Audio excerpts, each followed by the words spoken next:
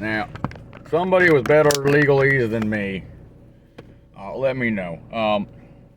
DCYF has kidnapped my child illegally, out of vengeance because I told one of their social workers no.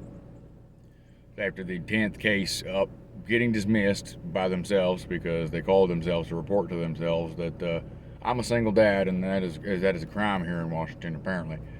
So I told this lady no, they kidnapped my daughter, but in their own records, they say I don't have custody, even though the Superior Court judge in Pierce County awarded me custody 7 years ago, 100% custody. My ex-wife don't have nothing to do with it at all. She's actually got a 10-year or an 18-year no contact order for breaching the very trigger clause that DCYF made me put in there. But in their own records, it refers to them. Now they're going to they placed my daughter with me. I didn't get custody. I didn't have a judge sign the divorce and parenting plan and order and all that. DCYF decided to place. Now I'm just shooting in the dark here, but if you can place something, doesn't that not make it an object? Because you can't place a person. Well, you can pick them up and move them, but if they object to it, that would be forcing them against their will, right? No, that would be illegal. Oh, you can pick and place something. Pick and place. I place my cigarette box up here on the dashboard. I place my pencil in my little notepad here. That's an object. So if you can place an object and you're objectifying these children as things you can pick and place as your little play toys, would that not stand to reason that they are objects?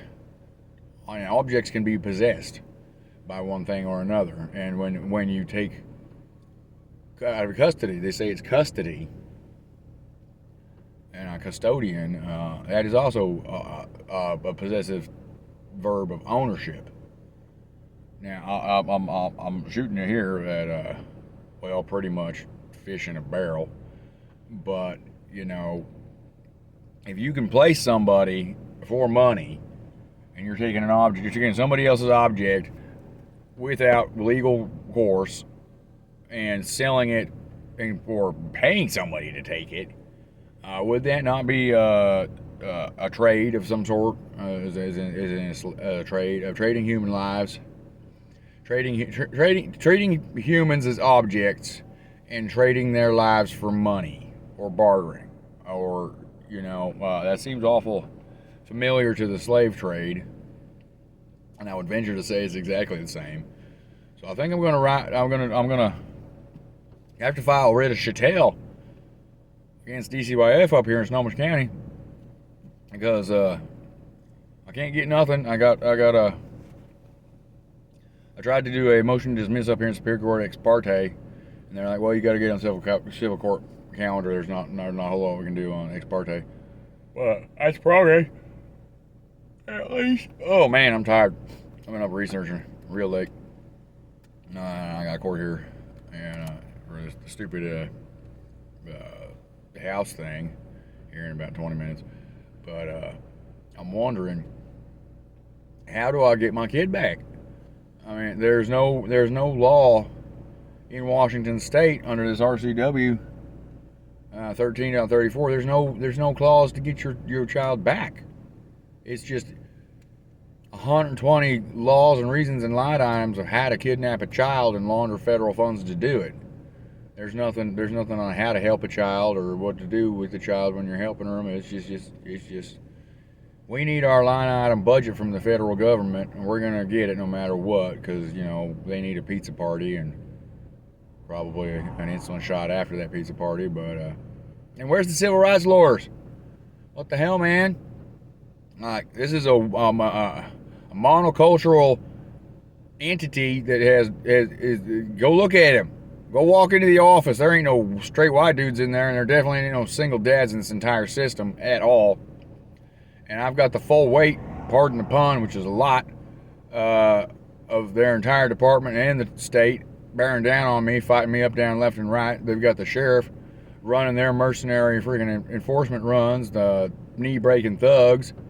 I'm pretty much, Snohomish County Sheriff's Department and the Granite Falls Police Department's pretty much declared war on me. I had an incident with that man last night. I asked him, he said I was going to be trespassing on this writ. I'm like, I've got the writ order to stay, and we're doing vacate right now. And I'm like, as it says right there, I can go back in my house. And they're so paranoid, they boarded it up. They boarded up all the windows and doors. And I was to the library. I'm going to go to the library, use the Wi-Fi because I can't go to my house. And I'm like, sir, like, what are we doing here? He's like, we're going to trespass you, Chief said. I'm like, well, Chief's got his head up somewhere because, you know, I've got the paperwork right here. I even wrote myself a new lease. I'm like, yeah, your writ went through. That's cool. You evicted me. Now I'm renting it again. New lease. There you go. Well, no, the Chief said this. I'm like, well, I don't care what the Chief said. You know, the Chief said don't override the standing order from the judge. I'm like, are you kidding me? And then I drive by. He drove off, and I followed him down to I knew where he was going. He's going to the grocery store because that's where they usually go. Go down to the grocery store. I'm like, hey man, I just need to talk to you. We're trying to have a civil conversation here. You're a freaking public servant, dude. And he drives off, runs around the other way. I'm like, all right, well, I know your other stop. There's only 3 blocks in this whole town, man. Like, there ain't nowhere to go. So he goes over by this machine shop, and I'm like, you're on private property. You can't just sit there on private property and stalk and hide stalk people. So he goes on the gas station, and I'm sitting there. I'm like, okay, well, what are we gonna do tomorrow when I hand you this other piece of paper with the judge's order on it? And he's like, the Chief said, oh, you're reaching for your glove compartment. I'm like, I'm not reaching for your glove compartment. He's all trying to say I'm reaching for my glove compartment, getting all paranoid, po-po. So he put his light out and he drew his weapon on me. And I'm like, come on, man. It ain't the first time I had a gun pointed at me. Pulling a firearm ain't something you do to threaten or make your dick feel bigger. You know, you pull your firearm when you are ready to kill somebody. That's not something you do to somebody. Because you don't know who they are, man. Like, they could be some ex-military or somebody with PTSD. Like myself. From stuff like that. And, you know, they could be armed. And they might not be in the glove compartment. Most people don't carry it in their glove compartment. And he tried using that excuse to pull his sidearm on me. And I'm like, man, you're just sitting here trying to find an excuse to shoot me. Wow. I'm like, I'm not scared of your gun, dude. If you're going to use that excuse, go right ahead. Shoot an innocent man and a single father in the face because, you know, you ran away. You can't follow me around. I'm like, why not? You follow me around? He's like, you're making me nervous. I'm like, well, you follow me around everywhere I goddamn go. You're over here hunting me. And the entire night, I was up. I had to go to the gas station, get some drinks, and came back and got a ham and cheese pocket and stuff. Go back, use more Wi-Fi, and there's only one road in the town. And he's sitting there right catty corner to my house. He's sitting there, and they got 2 units, the two police officers in the entire town, sitting there just watching my house, making sure I don't go in there. And I'm like, you ain't got nothing better to do? Hey, Sheriff, you guys helped kidnap my daughter. Why don't you go arrest the kidnappers? Why don't you go investigate DCYF? Why don't you go do something like enforce the law? You're going to waste all these taxpayers. What, we're getting paid fucking $10,000 a night? All that equipment and all that mobilization of government assets. You're wasting all this money, all this time, sitting there watching me, following me around, making sure I don't go in my house. But you can't go get my daughter back who's been kidnapped illegally. Like, come on, man. Can we get a little justice here, America? I'm calling for, like, is there some federal somebody that has, I don't know, maybe a shred of a moral left in their body that gives a crap about children's? I don't know, Kamala, you want to do something about this? You're vice president. I mean, Biden, I didn't vote for neither of you, but you're still the president and, you know, the vice president or Secretary of Justice Department. I've called you guys up, down, left, and right, nothing. Inslee, Bob Ferguson, like, come on, man. Like, I didn't vote for none of you, but I still live here, and I'm still a citizen. And, you know, you're, like, directly involved in this crap.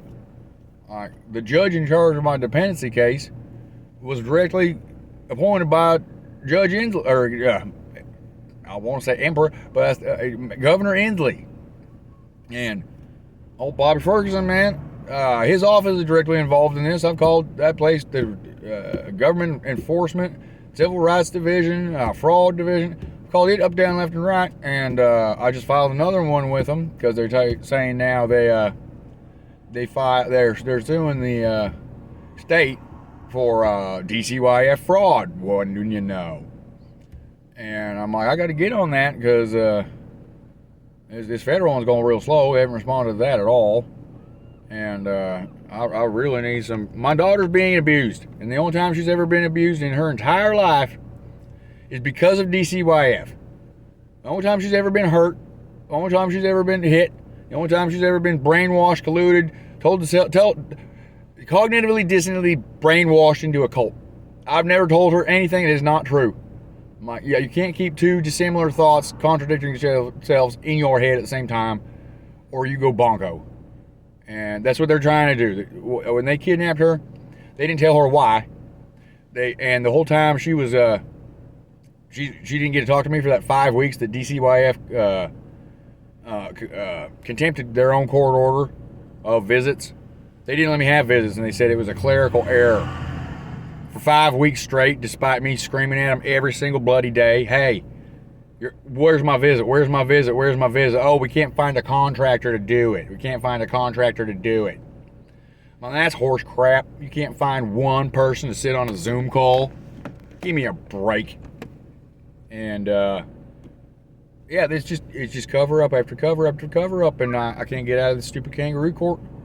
And they won't let me file nothing. I finally filed with the Superior Court here, and he said I got to do a my judge has a civil calendar to do it because I can't do it ex parte, which is pretty much I don't want to do it. Please do this. And I submitted the same thing to the juvie court again, dependency court. I'm like, I want this order dismissed now, and it's under review now. And it'll get rejected because it's got evidence in there against the state, and it'll get rejected absolutely because they don't want to admit guilt. They don't want to admit what they've done wrong is wrong.